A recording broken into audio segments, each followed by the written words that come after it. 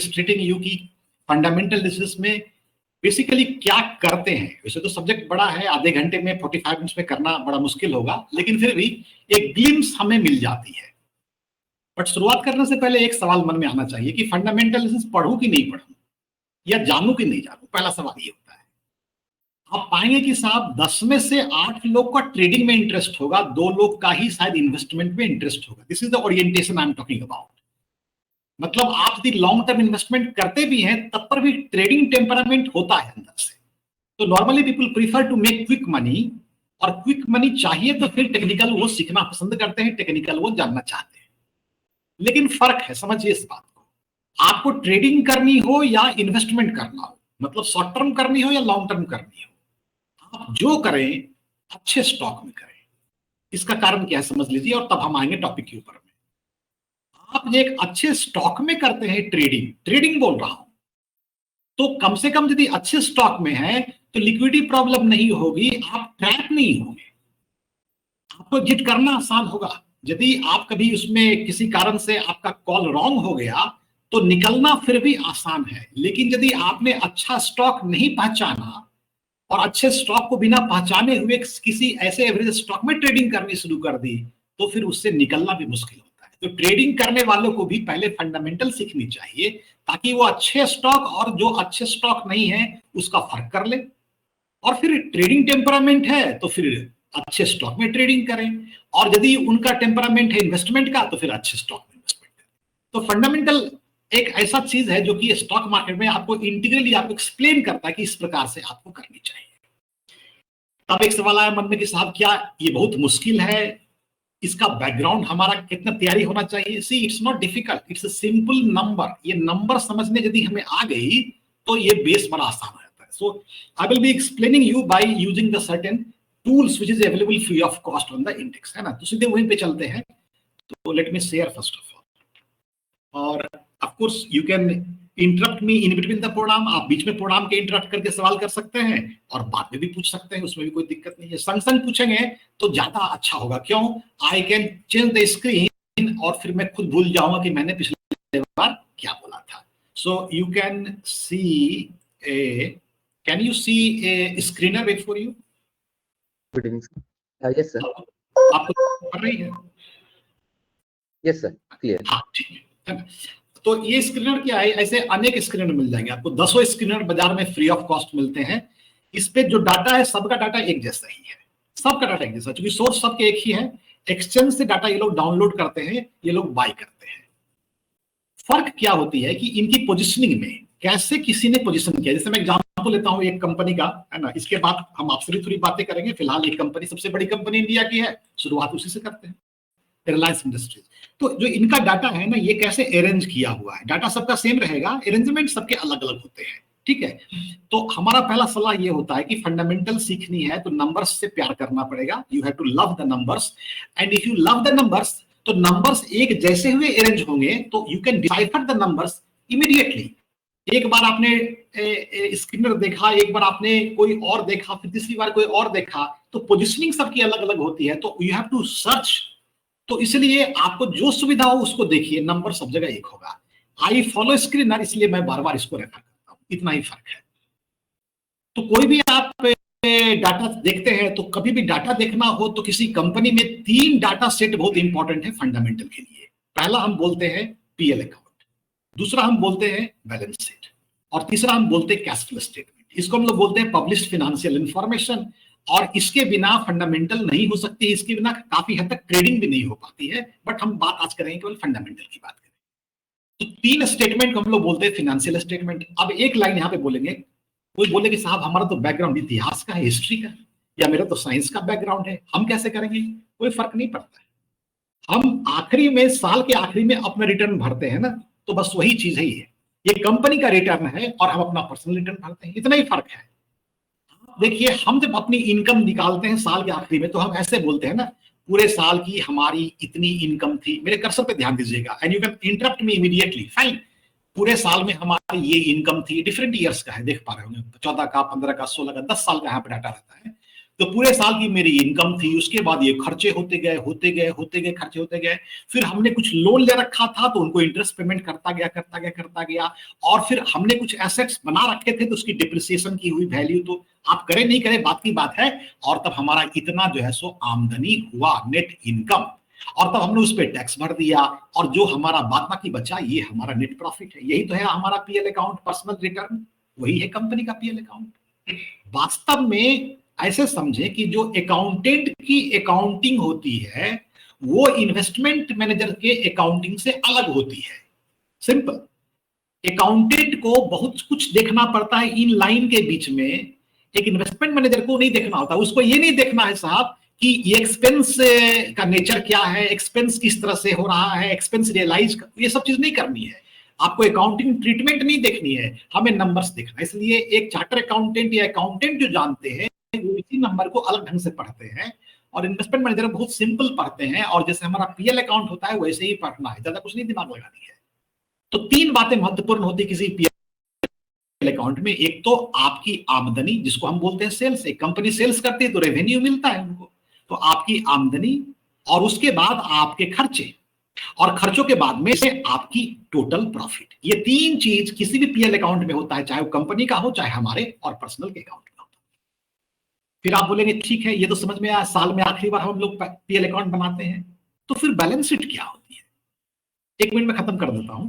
तो balance sheet हो गई साहब आपके पुराने वक्तों से आज तक का इकट्ठा किया हुआ पूंजी, इकट्ठा किया हुआ संसाधन, your all resources that you have accumulated over a long period of time.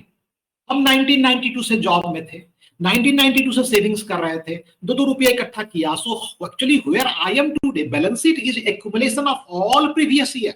आपका मकान, आपकी गाड़ी, आपके बैंक बैलेंस, आपके एफडी, आपके म्यूचुअल फंड के इन्वेस्टमेंट, आपके इंश्योरेंस का premium, all put together at this point of time is balance sheet. तो ये हो गया एक्युमुलेशन। ये क्यों जाना जरूरी है बताता हूं आपको। और ये जो हो गया इस साल का आखिरी 31 मार्च 2024 की कहानी। दोनों का रेफरेंस पॉइंट एक ही होता है, बट एक साल की कहानी बताते हैं और एक आपके इकट्ठा जो हुए हैं इसकी कहानी बताते हैं। आसान। Then comes the third one is the cash flow statement. ये क्या हुआ? ये इन दोनों के बीच के रिलेशनशिप को एस्टेब्लिश करता है।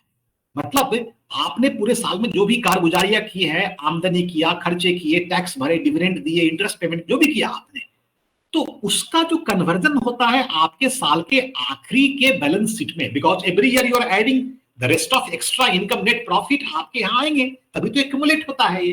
तो ये मूवमेंट ऑफ मनी जो होती है आपके बुक में, उस मूवमेंट ऑफ मनी को कैश फ्लो स्टेटमेंट में हम लोग रखते हैं। तो तीन आसान भाषा हो गया साहब कि हमारी जो पर्सनल अकाउंट होती है 31 मार्च 2031 वाली, 2023 वाली, 2024 वाली, वो उस पॉइंट ऑफ टाइम में पूरे साल का लेखा जोखा वो हो गया पीएल अकाउंट, और पिछले 15 साल, 20 साल, 25 साल, 35 साल का जो एक्युमुलेटेड जो हमारी प्रॉफिट और लॉस की कहानी इकट्ठा की गई है, that is your balance sheet. और इन दो फिनेंशियल स्टेटमेंट के बीच के रिलेशनशिप में जो कैश फ्लो होते रहता है, how do you correlate the cash flow between this two, तो वो कैश फ्लो के थ्रू समझ कर। तो तीन स्टेटमेंट है। अब यहाँ पे 2 सवाल मन में आनी चाहिए कि बोरिंग तो लग रहा है ना, तो बोरिंग कम लगे इसके लिए हम क्या करेंगे, ये कैश फ्लो स्टेटमेंट को पढ़ेंगे नहीं, क्योंकि ये पढ़ने के बिना भी आप एक अच्छे फंडामेंटल एनालिसिस कर सकते हैं। तो ये आप नहीं भी पढ़ते हैं तो भी कम चल जाता है, लेकिन ये जाने तो बड़ी अच्छी बात होती है। मैं इसको क्लिक करता हूं तो इसमें अंदर में बहुत सारे टर्म्स मिलेंगे। नहीं, हम लोग आज कुछ भी नहीं करने वाले हैं, एक एग्जांपल लूंगा, आपको दिखाऊंगा कि इसकी इंपॉर्टेंस क्या है, बाद में आखिरी में भी नहीं। तो इसमें बहुत सारे देखिए टर्म्स, बहुत सारे टर्म्स है, तो ये जानने से सुविधा होती है, फायदा होता है, लेकिन इसके बिना पढ़े हुए भी हमारा काम चल जाता है, ऐसा हम बता रहे हैं। तो छोड़ते हैं इसको, बाद में एग्जाम्पल के लिए इसको लेकर के आएंगे, अभी छोड़ के जाते हैं वापस से पीएल अकाउंट बैलेंस शीट में। तो फर्स्ट क्वेश्चन जो लोग पूछते हैं कि सर आप जो पीएल अकाउंट बैलेंस शीट के बारे में बात कर रहे हैं ना, all these are forged, it is not authentic, इतने फ्रॉड होते हैं, इतनी गंदगी होती है बाजार में, how can you be sure about these numbers are correct? First question की मैं तो मानता ही नहीं हूं कि साहब पीएल अकाउंट बैलेंस शीट जो है ऑथेंटिक है, पूरा फर्ज्ड है। Low people will say like that. अब देखिए, इसको बोलते हैं ट्रस्ट। यदि आपको भरोसा है, आपको विश्वास है, आपको ट्रस्ट है तो सब कुछ है, अब नहीं है तो कुछ भी नहीं है, करेक्ट ना? हम ये बात यहां नहीं बोलेंगे।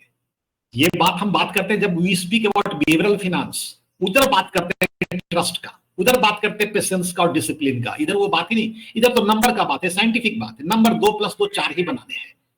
अब देखिए किसी भी पीएल अकाउंट में 3 एंट्री ऐसी होती है जिसपे कि आपको खास नजर रखनी चाहिए। How to decipher good and bad stock हम लोग बात कर रहे हैं ना। तो पहला चीज, फर्स्ट लाइन, किसी भी पीएल अकाउंट में 3 एंट्री ऐसी होती है जो आपको हमेशा नजर, this tells you lot about authenticity. कौन कौन 3 एंट्री होती है? देखिए, एक होता है इंटरेस्ट पेमेंट। ये आपने किसको पेमेंट किया है? अपने डेट होल्डर को। कहां है डेट होल्डर? बैलेंस शीट में पड़ा हुआ, दिखाता हूं, 2 मिनट रुक जाइए। जितने लोगों से आपने पूंजी ली थी, कैपिटल ली थी in the form of debt, उनको आपने इंटरेस्ट पेमेंट किया है। ये इंटरेस्ट पेमेंट का जो नंबर है, you can not first this. क्यों पूछिए तो? इसलिए कि जब आपको कूपन पे करना होता है, इंटरेस्ट पे करना होता है, तो ऐसे नहीं कि आपने अनाउंस कर दिया और काम खत्म हुई। अनाउंस जैसे ही आप करते हैं तो एक एंट्री, एक जेबी पास करनी पड़ती है अकाउंटेंट को।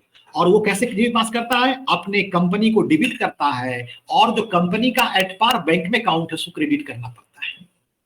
ध्यान से सुनिएगा, ये एंट्री है तभी ऑडिटर ने मोहर लगानी है। जितना डिफरेंट अमाउंट पूरे बुक का हुआ उतना एक एंट्री जेबी होनी चाहिए। और जो पेमेंट होंगे इंटरेस्ट के, वो कंपनी के उस बैंक के उस खाते के द्वारा होगा, ना कि कंपनी के बाद बाकी बुक से होगा। Separate accounting, correct. जो बट गया, जो अनक्लेम्ड रह गया वही पड़ा हुआ है, तो अनक्लेम्ड के लिए भी अलग अकाउंट रखा गया है। इस प्रकार से this interest entry tells you that really if I tell you कि I am paying 14,000 crore rupees of interest, तो ये एंट्री वास्तव में सही है। एक तो एंट्री ये हो गई। दूसरी एंट्री होती है टैक्स पेमेंट का। टैक्स पेमेंट में भी किसी ने हाथ नहीं जलानी है। पुराने समय की बात छोड़ दे तो पिछले 5, 10, 15 सालों से तो कहानी बड़ी शांत हो गई है। नहीं, तो tax payment is again an outward entry. Similarly interest payment is again an outward entry. और तीसरा होता है डिविडेंड पेमेंट। ये 3 एंट्री जो होती है आपके बुक से बाहर निकल जाती है। सो you can do lot of fudging with in your book.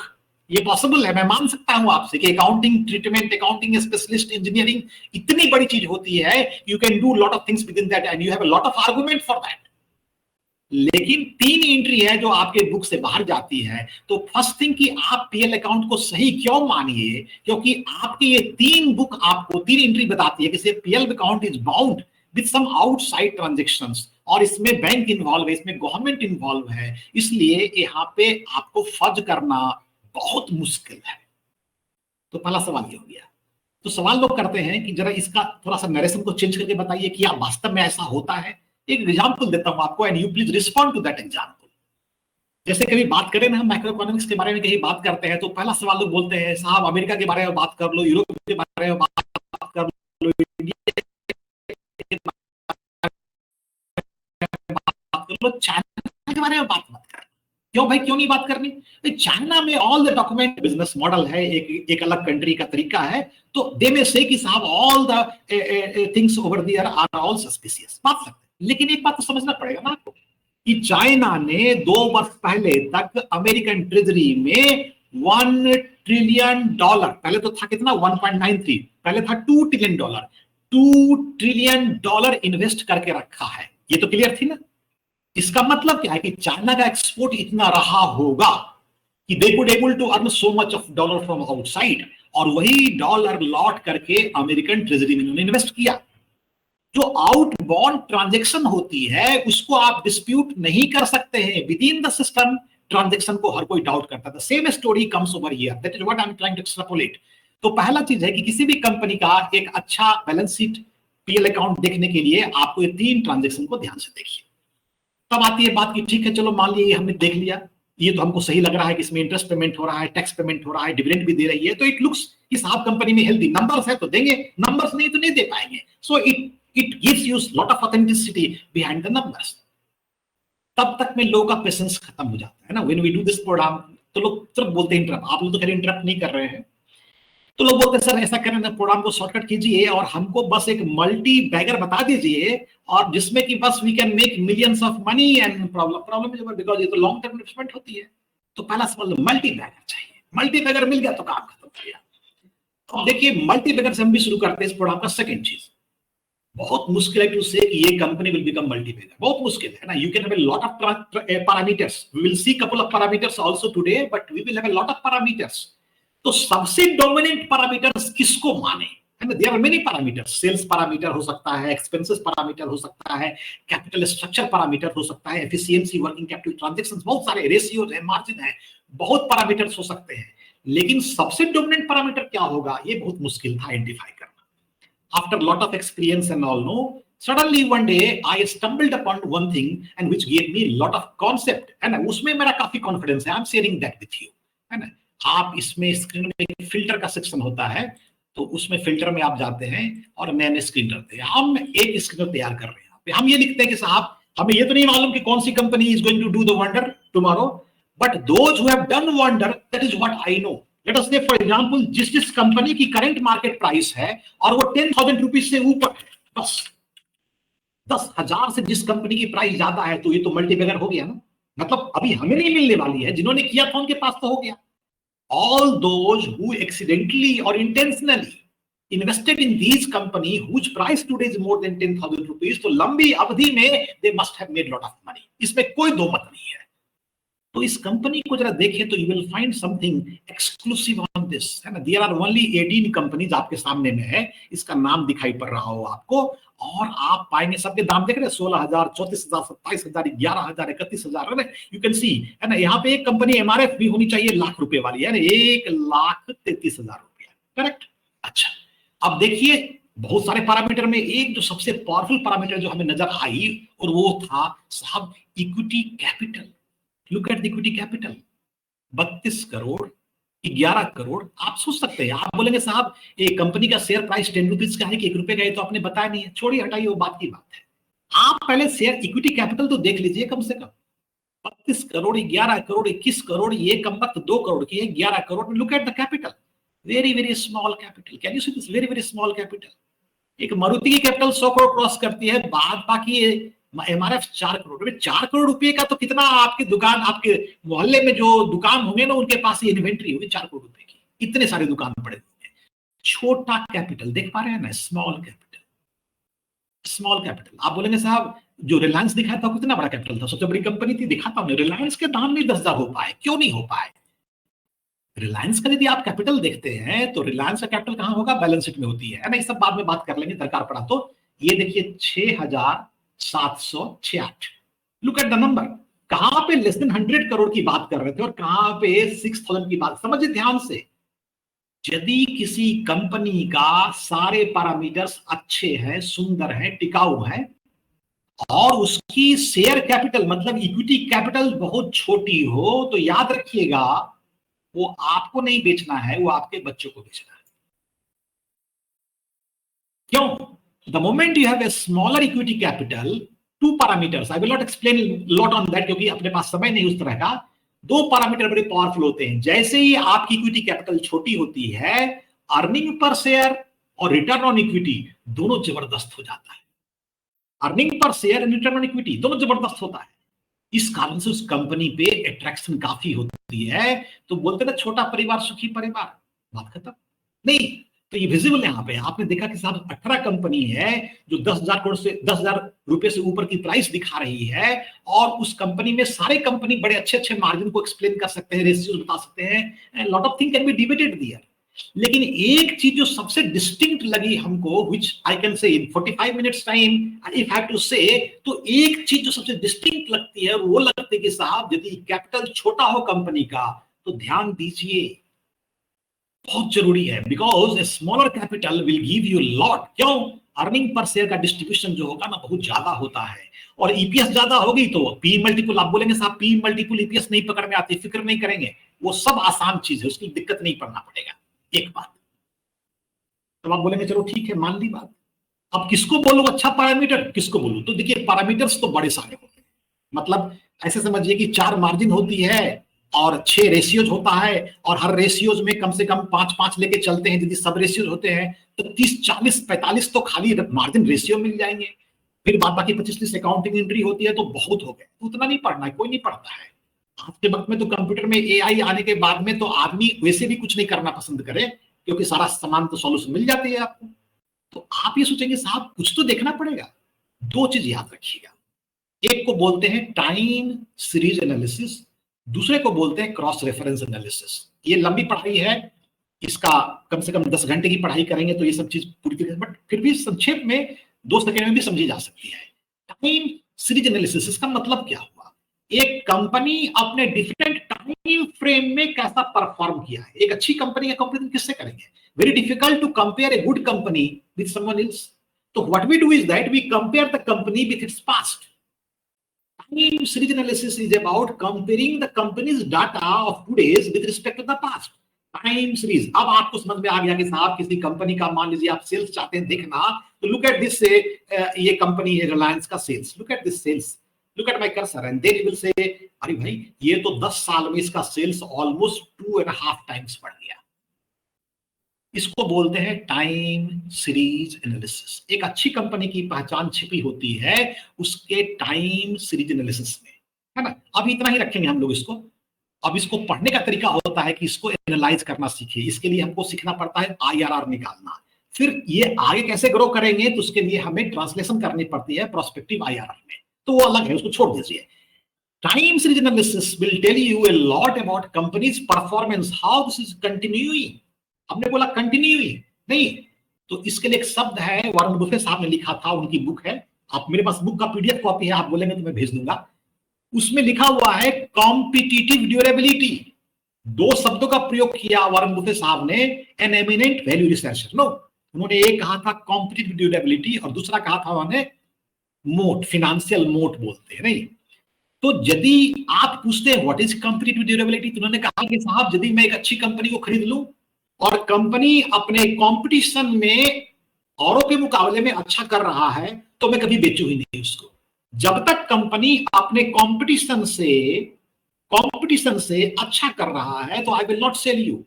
इस सेंटेंस में 2 बातें छिपी हुई है, एक कि कंपनी का परफॉर्मेंस अच्छा है, टाइम सीरीज एनालिसिस, और कंपनी अपने कंपटीशन से अच्छा कर रहा है, ये देखिए इसका पीयर्स, यहां पे देखिए पीयर्स कंपनी इसकी है, तो इसको बोलते हैं क्रॉस रेफरेंस स्टडी। तो एक सेंटेंस में वॉरेन बफेट ने 2 बातें बोली कि साहब यदि कंपनी अपने पीयर्स के मुकाबले में लगातार अच्छा कर रहा है, आप बोलेंगे साहब लगातार अच्छा कर रहा है तो ये तो क्रॉस रेफरेंस हुआ। अरे भाई नहीं, पीयर्स सब डिक्लाइन कर रहा हो तो हम डिक्लाइन करेंगे तो ये अच्छी बात नहीं हुई ना। पीयर्स यदि डिक्लाइन कर रहा हो, एवरेज परफॉर्म कर रहा हो, तब भी हम अच्छे कर रहे हो नहीं, that is called. So cross reference study and time series analysis, ये दोनों एक सेंटेंस में छिपा हुआ है, जिसके लिए एक वर्ड दिया उन्होंने कॉम्पिटिटिव ड्यूरेबिलिटी, करेक्ट। तो इसको स्टडी करना पड़ेगा। यदि आप किसी कंपनी में ये 2 चीज पाते हैं, यू विल फाइंड या this is working fantastic, this is working fantastic, correct. चलिए, तो बोले ठीक है चलो ये तो समझ में आता है, लेकिन और भी पैरामीटर्स होंगे, सिंपल पैरामीटर्स नहीं। तो बैलेंस शीट में हम लौट के आते हैं और यहाँ पे कुछ पैरामीटर्स बड़े पावरफुल होते हैं। उसमें से एक पैरामीटर होता है जिसको कि हम पर्सनली बोले और बहुत लोग रिसर्चर्स जो इसको हैं, इसमें वो रिजर्व को बहुत देखते हैं। रिसर्च क्या है, रिजर्व क्या है? Reserve is, it tells you about the past behaviour of your business. आप देख पा रहे हैं ना, इस कंपनी में इनकी कैपिटल है 6,000 करोड़ का और इन्होंने रिजर्व कितना इकट्ठा किया है? 7,44,000। इसको ऐसे समझिए कि साहब कंपनी ने पूंजी कैपिटल लगाई 6,700 करोड़ रुपीस का, और ये पूंजी कन्वर्ट हुई इस तरह की प्रॉफिट में। ऐसे बोले, प्रॉफिट बोलेंगे साहब तो बोलेंगे डिविडेंड दिया, सो वो तो डिस्ट्रीब्यूट कर दिया। डिविडेंड देने के बाद जो पैसे आपके पास बचते हैं, that is what you keep in your reserve along with some other entries are also there. ये आप बोलिए कि व्यवसाय करने का आपका जो कैपिटल था वो 6,000 करोड़ का कैपिटल था, और व्यवसाय के फल स्वरूप, है ना, the return of that capital is basically put into your reserve। तो इतनी बड़ी बिजनेस हुई। गुड कंपनी का reserve will tell you lot. मैं एक खराब कंपनी निकालता हूं आपको तो एकदम विजिबल हो जाएगा। ये कंपनी सब लोग जानते हैं, हालांकि ये कंपनी के समय बड़े अच्छे बदल रहे हैं, है ना। तो हम बात जब करेंगे टर्न अराउंड के बारे में तो वहां पे this will be even more visible. आप बोलेंगे साहब यदि ये कंपनी का आप बैलेंस शीट दिखाइए तो कैसा लगता है, और आप खुद बता सकते हैं कैसा लगता है।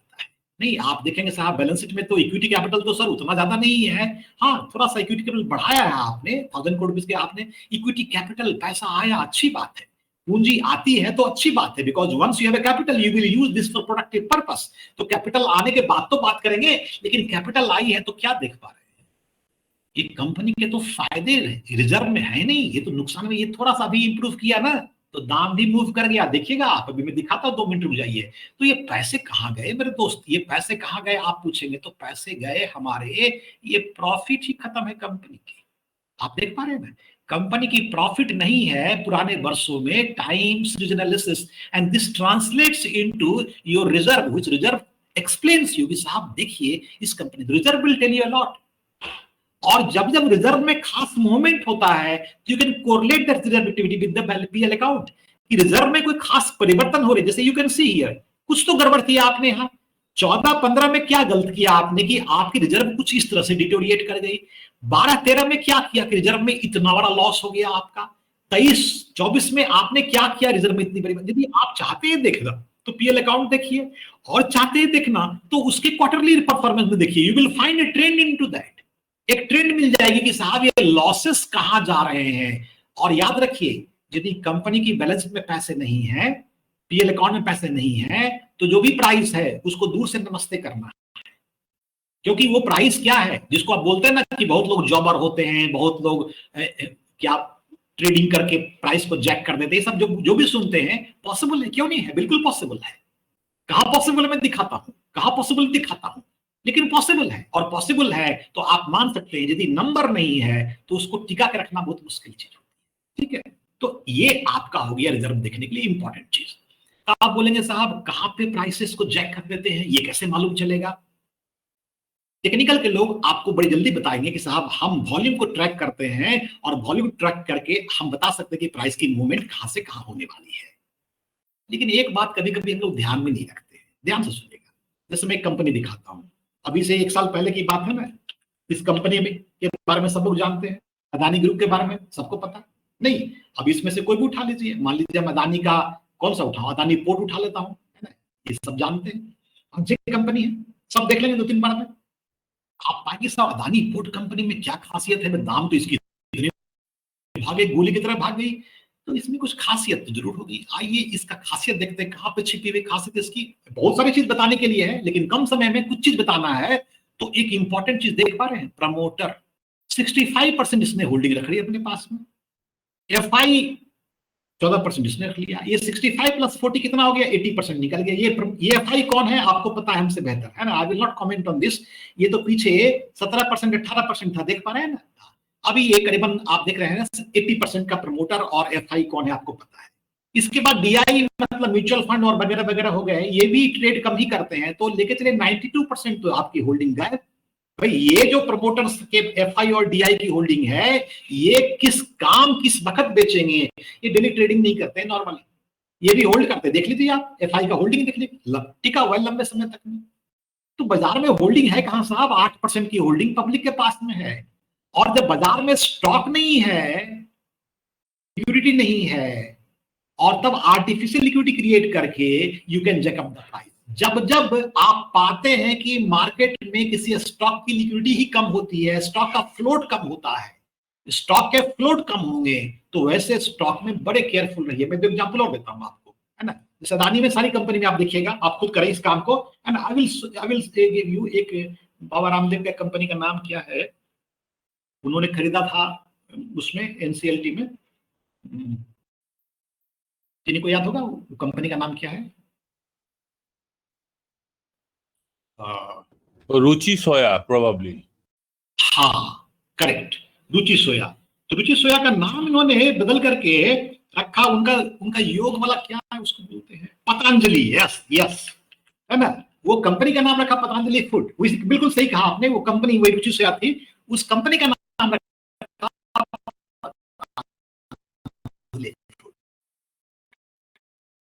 अब आप देखिए इस कंपनी में, इसका प्राइस आप देखेंगे तो दंग रह जाएंगे, है ना, क्या लोग मैनेजमेंट पढ़ के आते हैं। ये देखिए प्राइस कैसे मूव करा के दिखा दिया, नहीं देखा है प्राइस, यहां तक कंपनी तो बीमार थी, छिपी हुई थी, इसके परफॉर्मेंस में छिपी हुई थी जरूर, बट छिपी हुई थी इसके शेयर होल्डिंग में। आप बताइए बाजार में फ्लोट है, बाजार में फ्लोट ही नहीं है साहब। सेबी का नियम है, यदि आप एक एनसीएलटी कंपनी एक्वायर करते हैं तो आपको एक समय दिया जाता है, इन दैट पीरियड उस वक्त में आपको cooling period, you will slowly sell your stocks, market में आप धीरे धीरे स्टॉक छोड़ेंगे। तो शुरुआत में तो इसकी होल्डिंग ही नहीं थी मार्केट में, पब्लिक देख रहे हैं ना, धीरे धीरे जब होल्डिंग नहीं थी मार्केट में, फ्लोट नहीं था, तो ऐसी कंपनी के शेयर्स में दो ही खतरा है, याद रखिएगा। एक खतरा क्या है, कहीं डिलिस्ट नहीं कर दे प्रमोटर में, ये खतरा है ना। यदि बाजार में फ्लोट नहीं है तो एक खतरा है। आप याद कीजिए 2-2.5 साल पहले जब अदानी पावर का दाम था कुछ 120 रुपए के आसपास में, तो बाजार में ये न्यूज काफी चली थी कि कहीं डिलिस्ट नहीं हो जाए। डिलिस्ट कब हो सकती है, जब बहुत डिस्प्रपोर्शनेट शेयर्स पड़े होते हैं प्रमोटर के पास में, तो थोड़ा ख्याल रखना चाहिए।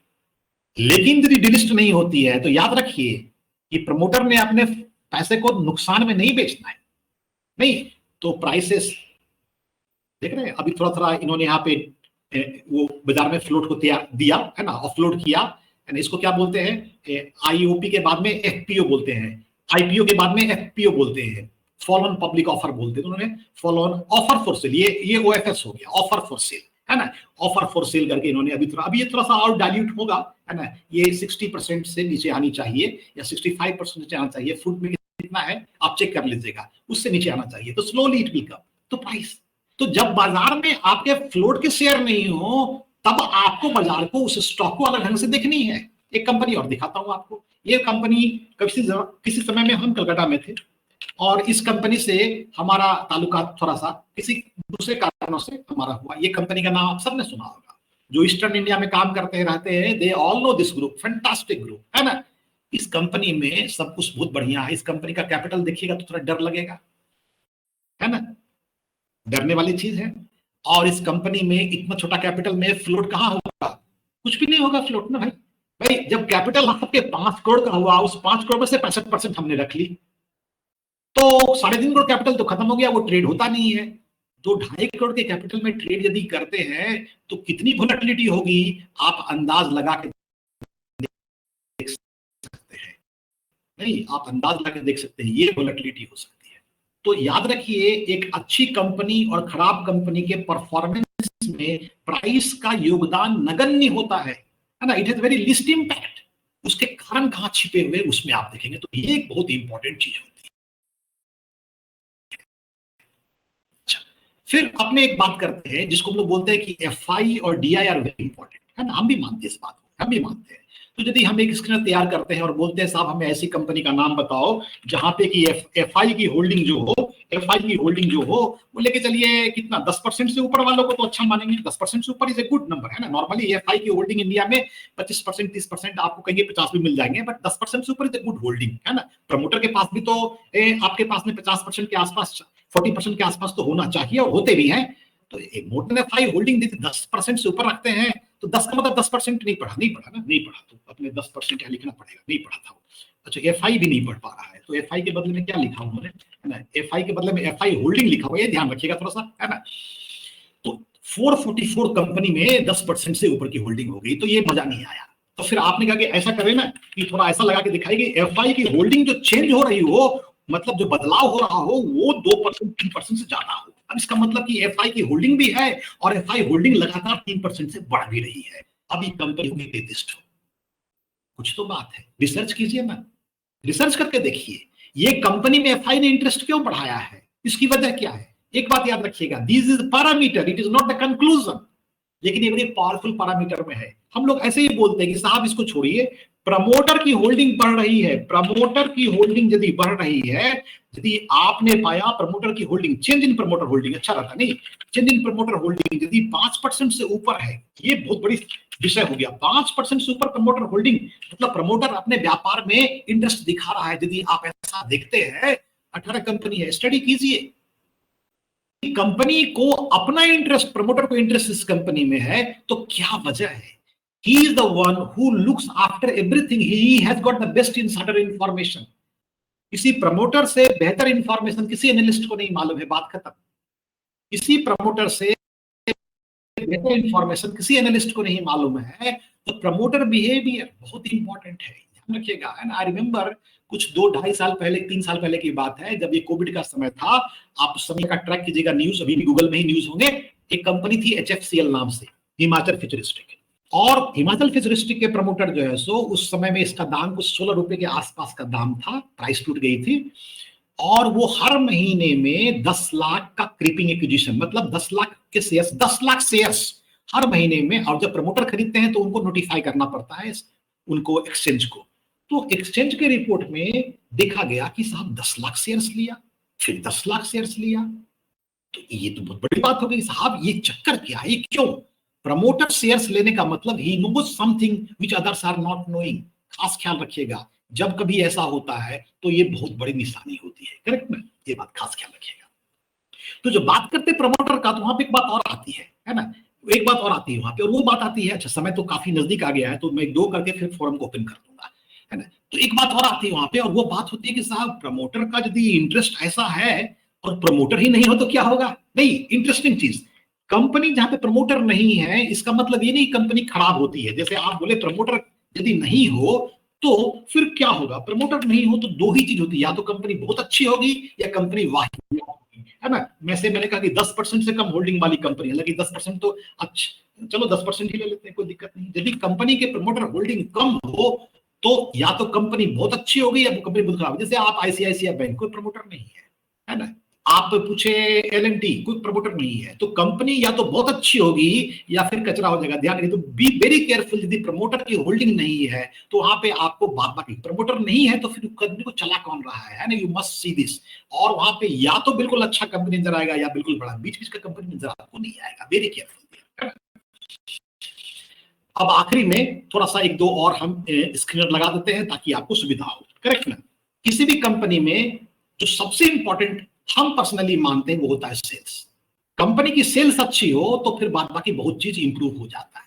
आप याद कीजिए, यदि आपने वॉरेन बफे को फॉलो किया हो, या इंडिया में, मैं नाम नहीं ले रहा हूं क्योंकि डिफरेंट फंड हाउसेस के साथ मेरा भी ताल्लुकात है, तो फिर हमें नाम किसी का लेना सही नहीं लगता है, कंपटीशन में सब लोग रहते हैं दूसरे से। इंडिया में भी बड़े सीनियर रिसर्च, वैल्यू रिसर्च के लोग हैं, फंडामेंटल बहुत जबरदस्त ब्रेन्स इंडिया में भी हैं।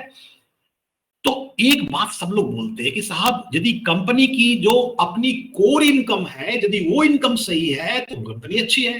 कंपनी की नॉन कोर इनकम यदि हो, वो अच्छी हो, तो उसको बहुत लोग अच्छा मानते हैं, कुछ लोग अच्छा नहीं मानते। जैसे वॉरेन बफेट साहब बोलते थे कि कंपनी की नॉन कोर इनकम अच्छी हो तो हमारे लिए बहुत बड़ी बात नहीं है, कोर इनकम अच्छी होनी चाहिए। तो कोर इनकम मतलब सेल्स में हम देख रहे हैं, non core income, income from other sources, है ना, इनकम फ्रॉम अदर सोर्सेस, ये सब बातें थोड़ा बहुत पीएल अकाउंट देखने से पकड़ में आ जाती है। मैं मान के चलता हूं कि आपको इसके बारे में जानकारी है, सिंपल चीज है। तो सेल्स की बात करते हैं, तो सेल्स में हम केवल सेल्स में ग्रोथ देखते हैं, है ना। तो सेल्स ग्रोथ में ग्रोथ देखने का तरीका होता है, ये बहुत पावरफुल तरीका है। सेल्स ग्रोथ जो हमारा इस साल का हो, इस साल मतलब 23-24 की बात कर रहा हूं, वो सेल्स ग्रोथ पिछले 3 साल के मुकाबले ज्यादा हो। देख रहे हैं, नजर आपको आ रही होगी, मैंने लिखा यहाँ पे सेल्स ग्रोथ जो इस साल की हमारी है पिछले 3 साल से बेहतर है। और फिर मैं बोलता हूं कि पिछले 3 साल से जो था उससे वो जो है पिछले 5 साल से बेहतर है। You can see the growing sales. No, sales अच्छा हो क्या मतलब? सेल्स अच्छा हो, नंबर्स इज नॉट अच्छा, numbers means the increase in the sales number का मतलब ये अच्छा नंबर है। तो सेल्स ग्रोथ का नरेशन लिखा हमने कि ये आज जो है 3 साल से बढ़िया हो, 3 साल जो है सो पिछले 5 साल से बढ़िया हो। यदि ऐसा हो और साथ में उस कंपनी की जो अर्निंग पर शेयर भी हो, वो जो हो आज जो हो अर्निंग पर शेयर वो पिछले 3 साल से बढ़िया हो, और 3 साल वाला पिछले 5 साल से। ये हम क्या कर रहे हैं, एक सिमेंटिक तैयार कर रहे हैं जो ये बताता है कि साहब हमारे बिजनेस में ग्रोथ भी है, सेल्स का भी, और ट्रांसलेशन मतलब कि ट्रांसलेशन को बोलते हैं पैट एफिशिएंसी, है ना, प्रॉफिट आफ्टर टैक्स में पैट नहीं, इसको बोलेंगे net margin, net profit margin बोलेंगे। सो नेट प्रॉफिट मार्जिन में भी आप देख पा रहे हैं एफिशिएंसी, और सेल्स में भी एफिशिएंसी देख रहे हैं। तो ये बड़ा कंसिस्टेंट थ्योरी है। और देखिए इतनी कंपनी है, करिए रिसर्च, करिए ट्रेडिंग, कोई तकलीफ की बात नहीं है। ये कंपनी की सेल्स भी बढ़ रही है, प्रॉफिट भी बढ़ रही है। तो एक बात मन में आता है कि साहब ऐसी कंपनी में आपको काम करने में बड़ा अच्छा लगेगा। मैं एग्जांपल लेके कोई कंपनी निकाल दिया हमने, आप देख लिया नहीं, आप बोले चलो ठीक है सेल्स देख लिया, प्रॉफिट थोड़ी बहुत बातें पकड़ में आ गई, तब आप बोलते हैं साहब कंपनी खरीदू कि नहीं खरीदू, है ना। ये हो गया पोर्शन वैल्यूएशन का। एक अच्छी कंपनी का मतलब ये नहीं खरीद लेना है, अच्छी कंपनी महंगी होगी नहीं खरीदना है, अच्छी कंपनी सस्ती हुई खरीद लेनी है। हम बात कर रहे हैं फंडामेंटल का, ट्रेडिंग की बात अभी नहीं किया है। तो अच्छी कंपनी महंगी और सस्ती कब है, ये पढ़ने के लिए हमें अलग चैप्टर होता है फंडामेंटल में, that is called valuation. Valuation दो प्रकार का होता है, रिलेटिव और absolute. That is a different subject, लंबा सब्जेक्ट थोड़ा होगा, उसको कट शॉर्ट करते हैं। एक जो पैरामीटर मैं भी बताऊं आपको, वो सब लोग प्रयोग करते हैं, एवरीबॉडी। मतलब आप इंडस्ट्री में ऐसा एक आदमी नहीं मिलेंगे जो पी मल्टीपल के बारे में नहीं बात करते। P multiple is the most powerful parameter in the relative valuation segment. तो आइए इस कंपनी का हम पी पैरामीटर देखते हैं, और तब आप बोलेंगे साहब यदि इसको लंबे समय के लिए देखें नहीं तो अच्छा रहेगा, मैक्सिमम समय के लिए देखेंगे तो अच्छा नजर आएगा। और ये कंपनी का ये पी है ना, पी रेशियो है। आप क्या पाते हैं, देखिए इस कंपनी का पी रेशियो जो मीडियन पी है वो 45 है, और ये कंपनी अपने मीडियन पी से थोड़ा नीचे चल रहा है, अभी 37 का पी है नहीं। और कंपनी को एवरेज जो पी मिली है वो भी एवरेज पी कितनी मिली है, कंपनी की जो एवरेज पी है वो तकरीबन एवरेज पी कहां गया, average P ratio price, average P नहीं दिया इसमें, है ना। एवरेज पी ऊपर भी नहीं है क्या, एवरेज पी से, है ना। तो ये चीज देखते हैं साहब, कंपनी की एवरेज पी क्या है, कंपनी की मीडियन पी क्या है, और कंपनी का आज पी क्या है।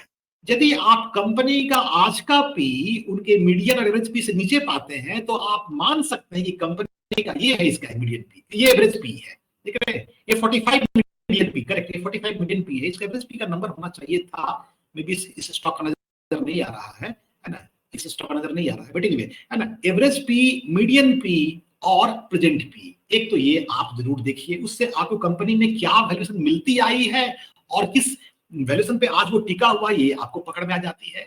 और एक चीज यहाँ पे देखना होता है कि साहब पी जो है वो इंडस्ट्रियल पी, हर कंपनी की अपनी पी जो होती है इंडस्ट्री के बराबर के हिसाब से चलती है, नहीं, इंडस्ट्री मतलब उस सेक्टर का पी। जैसे मैं बताऊं यहाँ पे कि साहब इसी में हमको ऐसा आप कंपनी बताएं, है ना, कहा गया वो वाला, वो जो हमने बनाया था वो चला गया, वो छिप गया, चलिए कोई बात नहीं, हम अभी बताते हैं साहब, हमें ऐसी कंपनी का लिस्ट दिखाइए जिस कंपनी का P multiple, price to earning multiple, उसके इंडस्ट्रियल पी मल्टीपल से, सेक्टर पी मल्टीपल से कम हो, मतलब जो सेक्टर की वैल्यूएशन है उससे कम हो। इतनी कंपनियां हैं, ये कंपनी इंडस्ट्री से कम की वैल्यू पे है, इसका मतलब ये सस्ता है, सस्ता नहीं है, ये कंपनी इंडस्ट्री के वैल्यू से कम पी मल्टीपल पे है। अब कम होने की वजह तो हो सकती है, या तो कंपनी ही खराब हो या कंपनी अंडर वैल्यूड हो, कंपनी खराब हो या कंपनी अंडर वैल्यूड हो।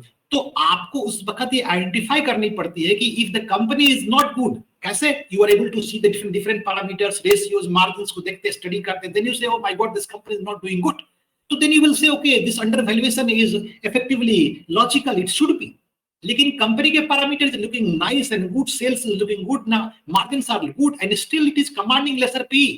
इसलिए उस वक्त में you must read the news about that, auditors report पढ़िए, if you are able to convince कि नहीं साहब चीजें ठीक हैं लेकिन ये अंडर वैल्यूड है for certain reason, because market में इस तरफ ध्यान शायद नहीं गई है, तो that is something called under value. तो there are many ways through which you can identify a good stock and bad stock. हमने जो डिस्प्ले किया सैंपल किया, जस्ट है ना, कुछ सैंपल आपको डिस्प्ले किए, बट याद रखिएगा एक बात, पीएल अकाउंट, बैलेंस शीट ये फर्स्ट नहीं होते हैं, है ना। एक एग्जांपल से आप 4000 कंपनी को you can not just rule it out. क्यों? हर पीएल अकाउंट में 3 एंट्री ऐसी होती है which tells you about the relationship between that company and the rest of the world, tax, dividend and interest, तो उस पे खास ख्याल रखनी है। And then thereafter within that company the PL account, balance sheet and cash flow, it reveals you everything. आप बोलेंगे साहब सत्यम क्यों नहीं पकड़ लिया?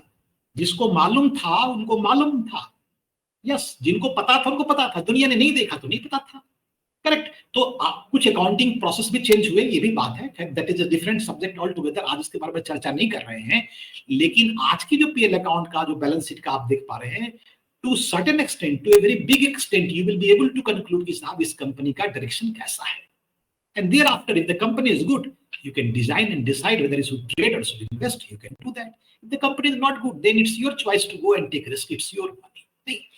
तो ये कुछ तरीके थे deciphering the good and bad company. Now forum is open for your questions. If you have any question, please feel free. जी, मनोज बोल रहा हूँ सर। अभी अपने लोग जो अभी स्किनर लगाए, तो मैं उसका माल मसाला, मेरे को तो प्रोटीन इंडस्ट्री बड़ी अच्छी और बड़ी सस्ती लग रही है। एक कंपनी न्यूज में काफी दिन से है, अब दाम भी बढ़ गई है। दाम बढ़े नहीं है, अगर तुम 2-3 साल का देखो तो one of the lowest price में मिल रहा है। मिल रहा है। है ना? इसमें इसके मैनेजमेंट का एक दूसरा स्टोरी है, उस कारण से भी सबको प्रॉब्लम है इसका। ओके ओके ओके मैनेजमेंट का भी तरह की इशू है। ओके सर सर सर वो आपने जो बताया था ना, जो promoter holding, if you can remember a couple of months back when some of the companies in I couldn't recall the names, तो उधर promoter लोग had started selling shares, and those some of the experts were saying कि अरे कुछ गड़बड़ है, market गिरेगा इसलिए बेच रहा है. So what could be the reason, right? Because if the company is good and the promoters are basically selling shares, मतलब वो तो पब्लिक के हाथ में ही आएगा. So that should be good for the company as well as the investor. Then why that?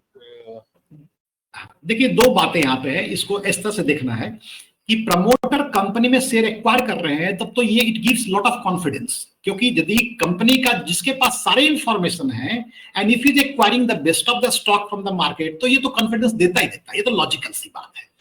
Promoter अपने shares कब बेचते हैं? एक तो यदि प्रमोटर को वास्तव में सिग्नल लगता है कि साहब he is not going to make money in the business, तो प्रमोटर शेयर बेचता है। ध्यान रखिएगा, अब प्रमोटर जब शेयर बेचता है तो कहां बेचता है? एक बेचता है यदि आपने बेचा, हमने खरीदा, आप भी प्रमोटर एक्स कंपनी के, हम भी प्रमोटर वाई कंपनी के, तो look at the strength of Y company first. Y company को क्या इंटरेस्ट एक्स कंपनी में? यदि वाई कंपनी का बिजनेस मॉडल एक्स से बेहतर है, this means Y company is going to has seen some value into that, क्योंकि कोई पैसा बर्बाद नहीं करेगा। But promoter is selling in the market, तब तो थोड़ा सस्पिशियस हो जाते हैं हम लोग कि साहब प्रमोटर मार्केट में डाइल्यूट क्यों कर रहा है अपना पोजीशन। यदि उसने अपने प्रॉफिट बुकिंग करनी ही है या फिर लोन कम करना है, तब तो इट लुक्स समवट लॉजिकल। आप शेयर बेचते हैं और आप अपना लोन बुक को कम कर रहे हैं, दैट लुक्स ओके फाइन, ये एक तरीका है कैपिटल को थोड़ा सा रिस्ट्रक्चरिंग करने का। बट आपकी सेल्स घट रही है, पैरामीटर्स कमजोर हो रहे हैं और आप कंपनी के स्टॉक को बेच रहे हैं, प्रमोटर स्टॉक बेच रहा है या लीन कर रहा है, तो it raises lot of suspicion. और उस वक्त में मतलब we'll have to compare all the other parameters, उसके बाद हमको कंक्लूजन में आना चाहिए कि why he is selling the shares or not, that is good or bad. Okay, thank you. मैं एक एग्जांपल और यहाँ पे देता हूँ, जो मैंने एग्जांपल दी HFCL का। रिसर्च करने पे मालूम चला कि HFCL कंपनी के जो डायरेक्टर हैं, जो एमडी हैं, he is on the board of Reliance industries, जिसका रिलायंस जियो जो उनकी थी ना, रिलायंस जियो के बोर्ड पे इसके डायरेक्टर हैं। एंड रिलायंस जियो के इन्वेस्टमेंट जो है, रिलायंस जियो इन्वेस्टमेंट इनके HFCL कंपनी में है। क्रॉस रेफरेंस आप पढ़िए इस चीज को कि साहब एक्स कंपनी का इन्वेस्टमेंट वाई में है, वाई का एक्स में है, और कंपनी कौन है? रिलायंस है। इमेजिन, और वो सबसे बड़ी कंपनी टेलीकॉम की है। तो आप जब कंपनी के स्ट्रक्चर को देखते हैं, क्यों खरीद रहा है, बेच रहा है, तो then it reveals lot about that. तो इसलिए वहां पे वो सारे पैरामीटर्स देखने से सुविधा हो जाती है। Okay.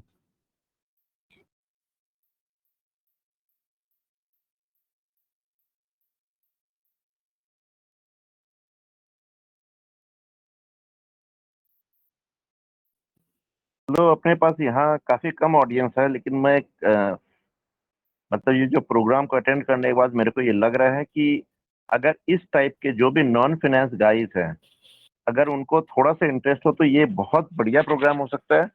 लोग जो भी स्टॉक मार्केट पे इंटरेस्ट दिखा रहे हैं, उनमें काफी कॉन्फिडेंस आएगा, उनका नॉलेज बढ़ेगा। और क्या होता है कि जैसे दीपक सर ने किया है, तो हो सकता है कि बहुत सारे डॉक्टर्स हैं, और डॉक्टर्स का मेन प्रोफेशन जैसे अपना अलग हो गया, लेकिन अपने लोग देख रहे हैं कि अपने DIY ग्रुप है या अलग अलग ग्रुप में कि बहुत लोग स्टॉक मार्केट में, म्यूचुअल फंड्स में इंटरेस्टेड रहते हैं। और जिनको भी ये थोड़ा सा अपना सेकंड लाइन ऑफ नॉलेज अगर खड़ा करना हो, मैं दिल से बता रहा हूँ कि मेरे को ये प्रोग्राम बहुत ज्यादा अच्छा लगा। मतलब एकदम सिंपल लैंग्वेज में, चलती भाषा में, न कोई जार्गन्स, न कोई जुमले यूज कर किस तरह से अपने लोग अलग अलग हो सकता है कि हाँ ठीक है, मेरा ये मानना है जो हम लोग पहले डिस्कस कर रहे थे कि अपने अगर उसका आउटकम रखें कि ठीक है, किस तरह से अपने मल्टी बैगर चूज करें या किस तरह से ऐसा कुछ करें ताकि लोग थोड़ा सा अपना नॉलेज भी एक्वायर करें और इमीडिएटली उसको इम्प्लीमेंट भी करें, तो मेरे ख्याल से लोगों को काफी ये अच्छा लगेगा। मेरा मानना ये है।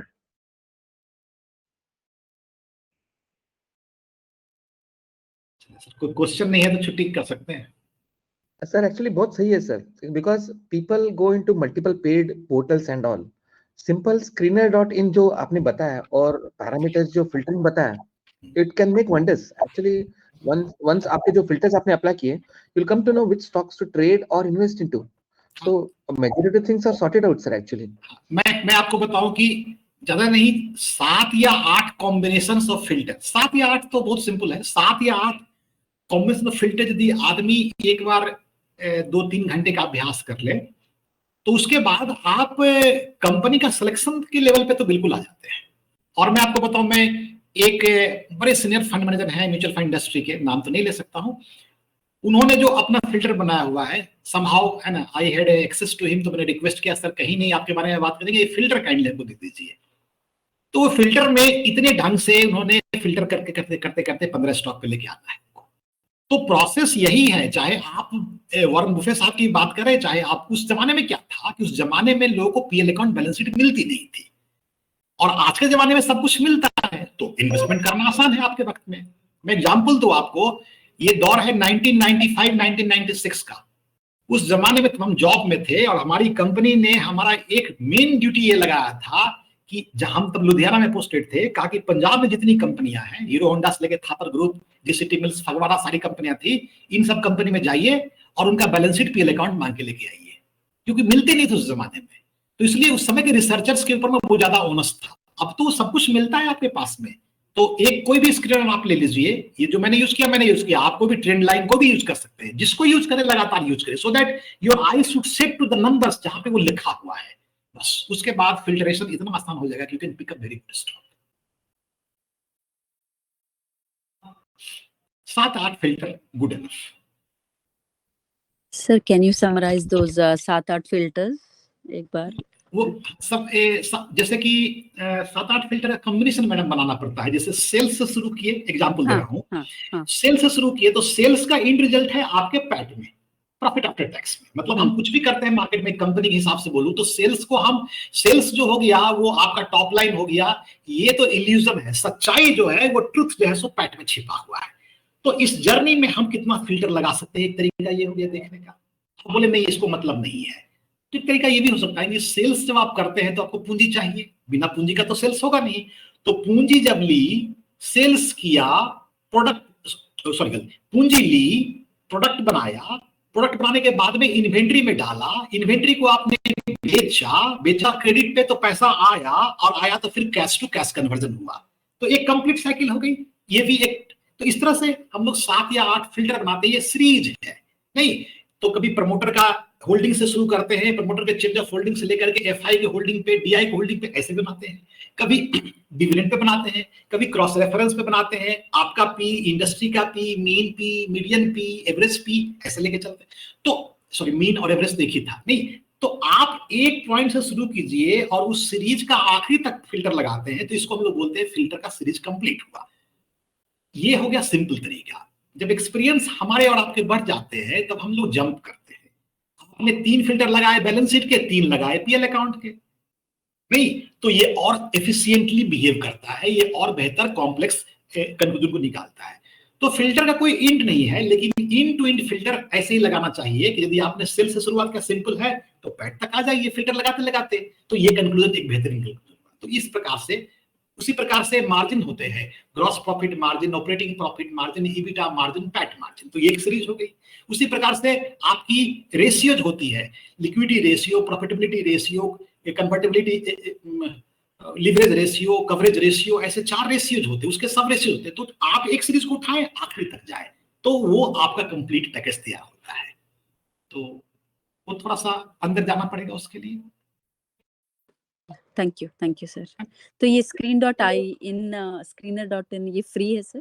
हाँ, ये फ्री है। इसमें केवल आपको अपना मेल आईडी से लॉगिन कर लीजिएगा, तो उसका बिल्कुल फ्री है। इसमें कुछ सर्विसेज इनके पेमेंट वाली होती है, तो वो उनके लिए दरकार है जिनको कि जैसे नहीं बोलते कि प्रोफेशनल इनपुट मिलता है, तो काफी हाई एंड पे जाकर के दरकार पड़ेगा आपको पेमेंट करने का। जिस लेवल पे हम और आप काम करते हैं, बातें करते हैं, जैसे हमारा काम टीचिंग और ट्रेनिंग का है, हमें कभी दरकार नहीं पड़ा वो पेमेंट वाला सब्सक्रिप्शन खरीदने का, और आपको इन्वेस्टमेंट ट्रेडिंग करनी हो तो आपको भी नहीं पड़ेगा। जब जो करते हैं कंसल्टेंसी करते हैं स्टॉक्स की, और इमीडिएट आपको कुछ कमेंट्री करनी है, लिखनी है, तब थोड़ा सा आपको कोऑर्डिनेट ज्यादा सेट करना होता है, तो शायद उनके लिए दरकार पड़ता है। तो ये फ्री रखा हुआ है इन्होंने, तो इसका रिसर्च, इनको एडवर्टाइजमेंट से पैसा मिल जाता है। हमारे ट्रैफिक से इनको एडवर्टाइजमेंट से पैसा मिलेगा। ये फ्री है। आपका तकलीफ इतना ही होगा कि आपको दिन में 2 मेल मिलते रहेंगे, उसको डिलीट कर दीजिएगा, बस बात पढ़ लेंगे तो अच्छा Thank है। you, sir. Thank you. Hello, जी, can you hear me? I can hear you. Actually, good evening. It was a very good presentation. ऐसा लगा कि हम कोई क्लास नहीं है, हम आपस में बात कर रहे हैं, इतना अच्छा हुआ। एक्चुअली ना मेरा एक ऐसा स्टेप वाइज चेकलिस्ट जैसा बनाया था मैंने थोड़े साल पहले, कि ये पहले आप कैपिटल ले लो, फिर बाद में उसका ग्रोथ देखो, फिर उसका एवरेज पी देखो, ऐसा मैंने चेकलिस्ट बनाया था। तो आप मुझे कुछ ऐसे चेकलिस्ट बता सकते हैं? आपने बताया अभी सब, आई अंडरस्टूड एवरीथिंग। सो एक जैसा आप चेकलिस्ट बनाते हो ना, तो मेरे को 1 2 3 4 5 6 7 8, तो ये इसमें चेक है, इसमें चेक है, ऐसा करके मैं I used to select the stocks. So आप ऐसा कुछ मुझको एक चेकलिस्ट सकते हैं हम लोगों को कि यार आप पहले सेल्स देखो, आपने बताया सब क्या क्या आपने मिक्स करके बता दिया। तो मैं चाहता था कि आप एक लिस्ट में बताओ कि 8-10 पॉइंट्स, अगर ये ठीक है यार इसको एंटर कर लो, इसमें से मैं और नेक्स्ट पैरामीटर लगाऊंगा, और उसमें से और पैरामीटर लगाऊंगा, उस जी। हिसाब से वो मुझे आसान होता था, because I had did around 7 or 8 parameters, I had done it. So जैसे आप प्रोमोटर भी देख लो, उसका ये सब देख लो, ऐसा कुछ आप बता सकते हो? ऐसा कुछ? हाँ, वैसा एक काम करते हैं कि 2-4 तो हम लोग ऐसे भी बना के दिखाते हैं। तो हम अभी तो हम एक पेज पे मैंने लिख के रखा हुआ है, तो मैं दीपक जी को भेज दूंगा कल, तो वो सर ग्रुप में पोस्ट कर देगा। एक बार प्रैक्टिस करने से क्या होगा कि एक सेंस मिलेगा कि और भी लोग ऐसे ही सोचते हैं या डिफरेंट सोचते हैं, तो you will widen your scope. जैसे आप 8 पैरामीटर यूज कर रहे हैं और हम यदि 5-5 पैरामीटर का 5 बना के देते हैं तो 25 पैरामीटर, तो it will widen your scope of exploration. नहीं तो मैं भेज दूंगा सर। ओके, मैं तो नया शुरू हुआ था, तो मैंने उतना सब किया था, थोड़ा बहुत। अगर मेरे पास वो चेकलिस्ट होता है ना, तो मैं हर एक के चीज को मैं टिक टिक टिक करते करते तो अराइव होऊंगा। नहीं तो ये क्या होता है, हर 2-3 इसमें 2-3 उसमें, तो थोड़ा कंफ्यूजन हो जाता है थोड़ा बहुत। नहीं हो जाएगा वो, जब मैं कल मैं भेज देता हूँ सर के पास में, तो फिर वो आप 2-4 बार अभ्यास करेंगे, तो फिर जैसे ही वाइडन हो जाएगा अपना स्कोप ना, तो फिर स्कोप वाइडन होने से फिर आपको खुद भी परमुटेशन कॉम्बिनेशन करने में आपको पता लग जाएगा। Okay, thank you very much. Deepak ji good evening, Sanat ji good evening. Good evening sir. काफी अच्छा प्रेजेंटेशन था, thank you so much. Thank you sir, thank you. अच्छा, मैं screener.in यूज करता हूँ, तो उसमें डेप्थ रेशियो बताते नहीं है, पर वो 73 डेज 63 डेज बताते हैं। तो हाउ डू वी अंडरस्टैंड, वो कैसे पता चले कितना डेप्थ है? तो यहाँ पे दिखाई पड़ जाए तो मैं दिखा दूं एक बार, डेट तो नजर आ जाएगा आपको। ये देखिए शेयर स्क्रीन में मैं जाके दिखा दूं, डेट सामने में है। जो कन्वर्जन के रेशियोज होते हैं थोड़ा सा वो दिखना चाहिए। जैसे अभी आपको तो मेरा ये दिखाई पड़ रहा है स्क्रीन में, आई थिंक यू कैन सी ना। Yes, yes. दिखाई पड़ रहा है। जैसे मान लीजिए हम मेरे शहर में एक कंपनी है, जैसे इन्फोसिस, टीसीएस लेते हैं कंपनी, ये तो आजकल नाम है टीसीएस कंपनी, बेंगलुरु में एक कंपनी है ना। अभी तो जैसे ये कंपनी का डेट देखना, तो बैलेंस शीट में डेट रहता है, तो डेट बैलेंस शीट में देखेंगे तो आप पाएंगे, देखिए ये इस कंपनी का इक्विटी कैपिटल 368 करोड़ का इक्विटी कैपिटल है, और इसके 1 लाख करोड़ का रिजर्व है। देखिए बिजनेस मॉडल इसको बोलते हैं सर। नहीं बंदे ने, और इसने प्रेफरेंस कैपिटल नहीं कुछ लिया हुआ है, कुछ दिया हुआ नहीं है। क्या ये सब तो छोटा मोटा होता है, इसका ज्यादा इंपैक्ट नहीं पड़ता है। ये बोरोइंग्स जो हो गई ना, ये इनका डेट है। इसने स्टॉक से डेट लिया हुआ है। क्यों, मैं बताता हूँ, एक सेकंड ध्यान से दिखेगा। ये डेट कुछ डेट नहीं है, क्यों मैं बताऊँ एक सेकंड। फिर जो ये बोरोइंग देख रहे हैं ना, इस बोरोइंग में बहुत कुछ छिपा रहता है ना। कुछ शॉर्ट टर्म बोरोइंग ज्यादा होते हैं, इनको तो कुछ भी नहीं है, ना लॉन्ग टर्म है ना शॉर्ट टर्म है, थोड़ी बहुत लीज लायबिलिटी वगैरह है, हल्का फुल्का है। तो जो इनका ये जो अदर लायबिलिटीज हो गया और बोरोइंग हो गया ना, ये दोनों मिला लेते हैं, तो ये पोर्शन को हम लोग बोलते हैं यही है इनको जो देना है ना। ये इनकी देनदारी है डेट के पॉइंट ऑफ व्यू से। बट प्योर डेट बोलिए बोरोइंग के हिसाब से, ये सब अकाउंटिंग एंट्री है, अकाउंटिंग डेट है, ये है इनकी प्योर डेट। बट ये बहुत ही मामूली चीज है। क्यों, आप देखिए नीचे आकर देखिए, इनके जो फिक्स्ड एसेट छोड़ दीजिए, इनके अदर एसेट्स में देखिए, इस कंपनी के पास में कैश कितना पड़ा हुआ है, 13,000 करोड़ का कैश इक्विवेलेंट देखिए। हाँ, रिसीवेबल्स है। तो ये तो मजाक में इन्होंने कोई बैंकर को बोला कि सर टारगेट है कुछ ले लीजिए, तो ठीक है चलो बैंक ने मोबिलाइज कर लिया। ये कंपनी का स्ट्रेंथ यहां नजर आ रहा है। किसी कंपनी के पास में कैश यदि है ना, तो आप एक बात मान लीजिए, वो किंग है मार्केट में, वो कुछ भी कर सकता है। मैं एग्जांपल दे रहा हूं आपको। किसी जमाने में कोविड के बाद आपको पता ही है कि रिलायंस ने कितनी कंपनी खरीदनी शुरू कर दी को। दुनिया में लोगों के पास पैसे नहीं थे, इस कंपनी ने कंपनी पे कंपनी। क्यों? क्योंकि यदि कंपनी का आप देखें ना, इसके अदर एसेट्स में जाके देखिए, तो इस कंपनी का कैश इक्विवेलेंट कितना देख रहे हैं। अभी भी कंपनी के पास में 68,000 करोड़ रुपया है। ये कैश इक्विवेलेंट मतलब एक दिन के नोटिस पे they can bring this money back to the cash. Cash equivalent का मतलब ये हो गया। तो कैश इज द किंग। यदि किसी कंपनी के पास में इतना बड़ा कैश है, तो फिर डेट वगैरह जो है मामूली चीज हो जाती है। नहीं, आप देखिए डेट कंपनी की 3 लाख करोड़ है ना। देखिए इस कंपनी ने क्या किया, ध्यान से देखिए। इस कंपनी ने इक्विटी रेज की, यहाँ पे देख रहे हैं ना, इक्विटी रेज किया। क्यों किया रेज? आप देखिए, इसने लोन कम किया, देख रहे हैं, इसने लोन कम किया अपना। करेक्ट, इसने लोन कम किया। कंपनी का एक पॉलिसी है, तो उस पॉलिसी को लोग रीड करते हैं कि भाई आपने इक्विटी रेज किया तो यूटिलाइज कहां किया। मैं आपको एग्जांपल दिखाता हूं इसी कंपनी का, जो कि जैसे जेपी करके ये पावर कंपनी, ये बहुत न्यूज में थी, पीछे न्यूज में थी, इसके बारे में बहुत कहानियां थी। तो इसके बैलेंस शीट पे बहुत कुछ छिपा हुआ है। अब देखिए बैलेंस शीट में देखिए, इस कंपनी का जो बोरोइंग्स है, ये बोरोइंग्स एकाएक कम हो गया। देख रहे हैं ना, ये बड़ी अच्छी बात है। कंपनी की बोरोइंग्स कम होना अच्छी बात है। क्यों? कंपनी बहुत ओवरडेट,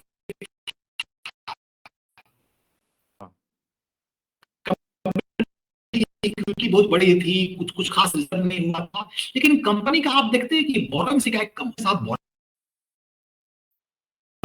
सेल्स है नहीं इसके पास में, मतलब सॉरी प्रॉफिट है नहीं इसके पास में, और कंपनी की बोरोइंग एकाएक कम हो गई। कहां है? तो देखिए इसमें कुछ खास बात छिपा न हुई। जब बोरोइंग कम होती है तो इक्विटी बड़ा होता है। यदि इक्विटी बड़ा होता है तो बोरोइंग कम किया, यूटिलाइज किया, तो फिर पैसा कहां गया, ये देखने के लिए तुरंत ये झांक के देखते हैं आप ना। नीचे झांक के देखिएगा इस कंपनी की प्रमोटर होल्डिंग में, तो आप क्या पाते हैं, कंपनी का प्रमोटर जो है, ये किस साल की बात है, ये जो है सो किस साल की बात है, ये 2020 की बात हो रही है। नहीं, 2020 में ये घटना हुई, 2020 नहीं, 19-20 में। 19-20 में यहाँ पे प्रमोटर ने क्या किया, ये देखिए। तो 19-20 में प्रमोटर, ये प्रमोटर का शेयर होल्डिंग क्वार्टरली, ईयरली कर दीजिए इसको, है ना। 19-20 में शेयर होल्डिंग किया, देखिए 19-20 में डीआई 49 से 40% हुए, प्रमोटर ने अपनी होल्डिंग कम की। और यहां पे प्रमोटर अपना होल्डिंग कम किया है 31 से 26, 5% होल्डिंग कम किया। नहीं, तो ये 5% होल्डिंग कम करके ये डेट कम कर रहा है। तो हम लोग इसको बहुत बुरा नहीं मानते हैं। यदि कंपनी का प्रमोटर अपना होल्डिंग कम करके अब मार्केट में अपना चीजों को स्टेबलाइज कर रहा है, तो ये अच्छा ही निशानी माना जाएगा, बशर्ते कि सेल्स में तकलीफ नहीं हो। सेल्स उसका बढ़ना चाहिए। यदि सेल्स नहीं बढ़ रहा हो तो चिंता है, सेल्स इसका स्टेबलाइज किया हुआ है, तो चल रहा है कंपनी, नथिंग एक्सेप्शनल। बट यदि हम बोले कि सेल्स खराब हो गया, वो कब होगा, ये देखिए एक जगह पे, इस जगह पे आप देखिए कि कंपनी की सेल्स ही खत्म हो गई।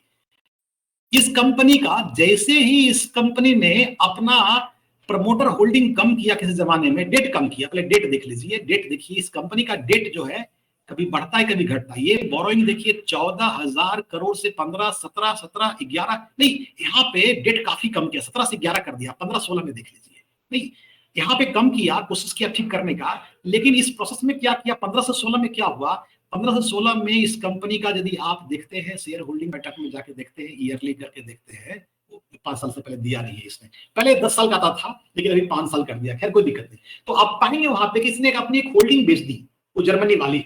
इनकी सेल्स ही घट गई। देखिए इनका सेल्स जो है सो घट जाएगा, बैलेंस शीट में पीएल अकाउंट में जाइएगा तो इनका सेल्स जो है एकाएक जो है सो घट जाती है, देख रहे हैं। अब आपने एक अपना अच्छा एसेट बेच दिया तो सेल्स ही घट गई है आपकी। अब सेल्स घट गई तो सारा कहानी खराब हो जाता है। एकाएक कंपनी जो है सो ये जो देख रहे हैं प्रॉफिट, उसके सेल प्रोसीड का प्रॉफिट है, अदर इनकम का प्रॉफिट है, इसको वॉरेन बुफेट साहब अच्छा नहीं मानते हैं। भाई आप कोई एसेट्स बेच करके प्रॉफिट दिखा रहे हो, उसको अच्छा नहीं मानते हैं। अल्टीमेटली ये अच्छा तब होता यदि आपकी सेल्स बढ़ करके आती। तो ये सब कोरिलेशन निकालते हैं, निकालने से आप किसी कंपनी के अंदर आप झांकना आसान। Okay, very nice understanding. Thank you. Thank you sir. Thank you.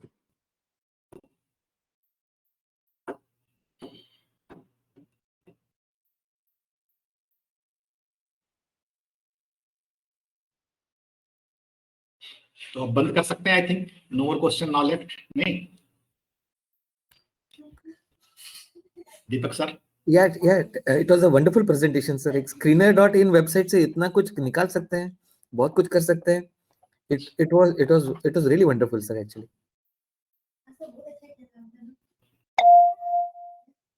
Thank you Prabhat ji.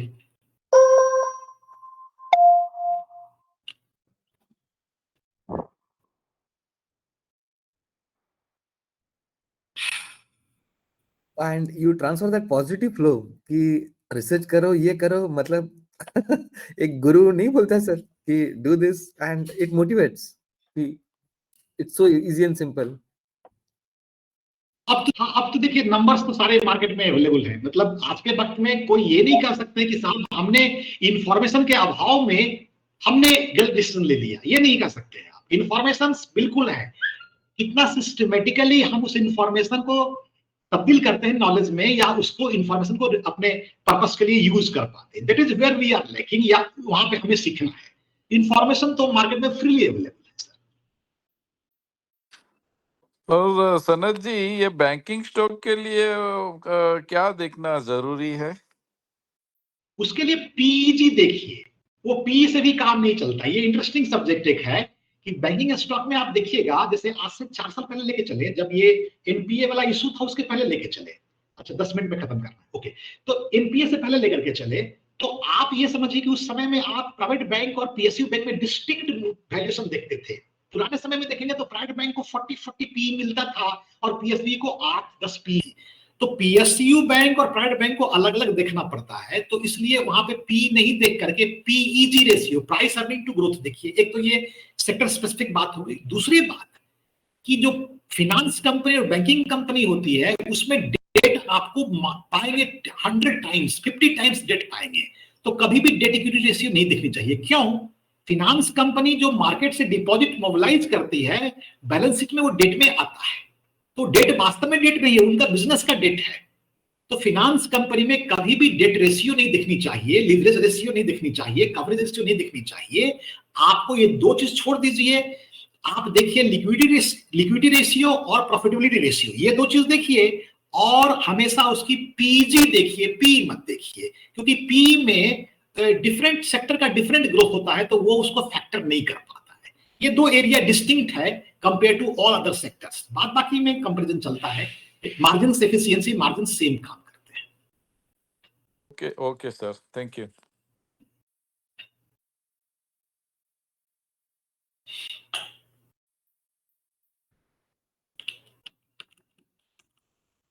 Sir thank you sir, we are waiting for that points आपने जो बोला था सर। हमने कुछ बोला था क्या? पॉइंट्स आप शेयर करोगे? वो तो मैं पेपर भेज दूंगा आपके पास ना। हाँ सर, हाँ सर, हाँ सर। मैं एक मिनट अभी दिखाऊंगा तो एकदम मेन नजर नहीं आएगा, एक स्क्रीन पर भेज दूंगा पेपर ना, तो फिर एक सैंपलिंग है वो। मतलब कभी बैठ के बात कर रहे हैं, बात करते करते कुछ बन गया तो उस पॉइंट ऑफ टाइम में बहुत रेलेवेंट लगता है, बाद में लगता है कि वो ये तो रेलेवेंट नहीं, बट वो अवेलेबल है करके मैं भेज दूंगा कल आपको। अच्छा हुआ I did not go to Google Meet का recording, because I have never used Google Meet recording, और अगर ये रिकॉर्डिंग मिस हो जाता तो it would have been a disaster. फिर से आपको पकड़ के आपसे ये सेम रिपीट कराना प्रॉब्लमेटिक होता sir. Great, so thank you sir, thank you very much, आप लोगों ने समय दिया, मौका दिया। Thank you sir, thank you. Thank you Sanat ji, very nice Thank you. Presentation, thank you. Thank you, sir.